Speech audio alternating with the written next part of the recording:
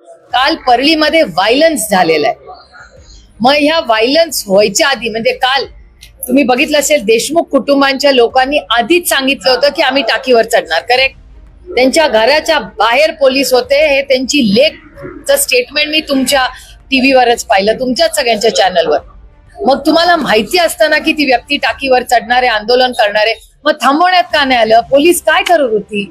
दोन्ही गोष्टींमध्ये एवढा व्हायलन्स झालाच कसा जेव्हा एवढा सेन्सिटिव्ह इश्यू आहे? याचं उत्तर सरकारला द्यावं लागेल. आणि पूर्ण परभणी आणि बीड या दोन्ही केसेस मध्ये त्या दोन्ही कुटुंबाची सुरक्षितता याची जबाबदारी कोण घेणार? सोमनाथ भाऊंची केस, याच्यामध्ये पुढे काय झालं काहीच माहिती आम्हाला मिळत नाही. परभणीच्या केसची किती वेळा प्रश्न विचारायचे. तशीच बीड परळीची घटना आहे. तिथे काय चाललंय, पुढे काय झालं? बंद आता त्यांनी आंदोलन केल्यानंतर त्यांना काही माहिती देण्यात आली SITची. काल मकोका लावला, याच्याबद्दल आम्ही सरकारचे जाहीर आभार मानतो. उशिरा का होईना, देर आहे दुरुस्त आहे. पण व्हॉट नेक्स्ट?